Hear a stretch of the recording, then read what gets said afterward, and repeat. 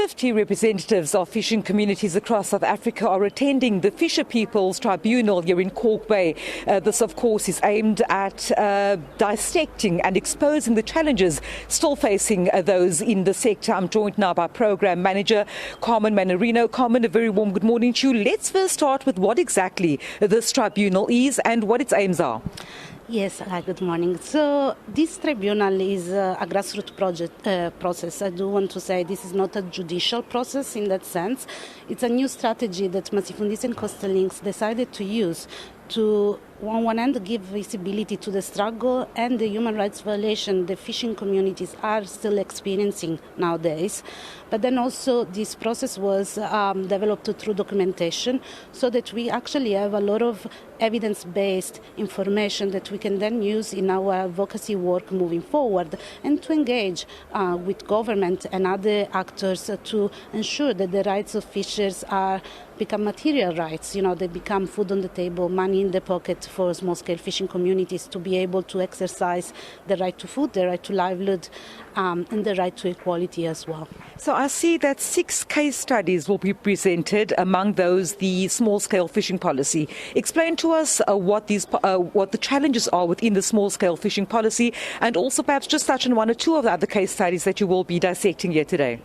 Yes, so the small-scale fishery policy case, we are calling the broken promises of small-scale fisheries.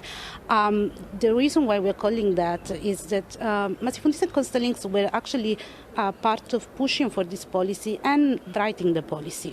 The policy had a lot of good principles like local economic development, gender equity, food security, and co-management, the idea that fishers should be part of managing the resources together with government.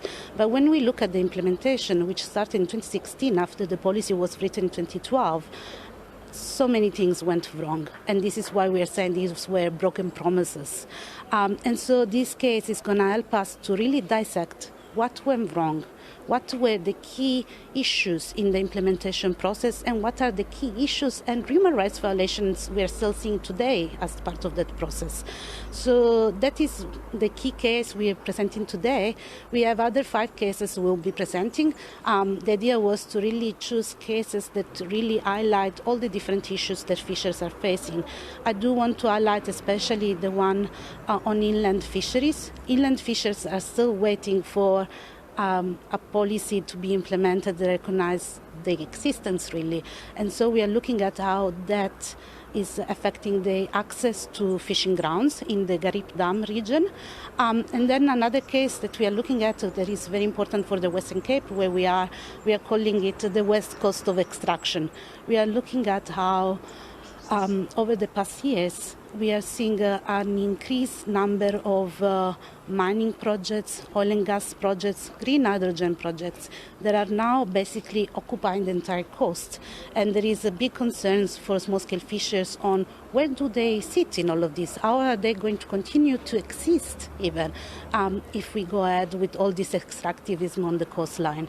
So this is a 3-day tribunal, but you mentioned that government representatives are not present for this event, but you do plan on having a conference later this year. Explain to us what that's all about. Yes, indeed the government has decided not to attend the tribunal, which we understand this is a civil society process, and they were invited as respondents on the case. But what we are hoping to do late in the year, indeed from the 23rd to the 27th of October, we will host a Fisher People Conference. This tribunal is about highlighting the issues. The conference is going to be about moving forward. What is our vision for the future? What do we think is necessary to do to fix the sector, to make sure that fishers do have their rights and they can enjoy them? So we are hoping that government, and especially the new minister, will be joining us then so that we can think together about the future. We are not here just to criticize government. We are also here to say, let's work together. Let's actually take everything that we have learned in these years to see how do we fix the sector moving forward. Because the sector is not just about commercial fishing. It's also about food security. It's about local communities having enough food on the table and having something to live by, having the customary rights being recognized. And this is what we are hoping to do in the conference in October. Carmen Manarino, thank you so much for your time. Of course, the program manager of Masifundisi and Coastal Links are hosting this 3-day Fisher People's Tribunal here in Cork Bay.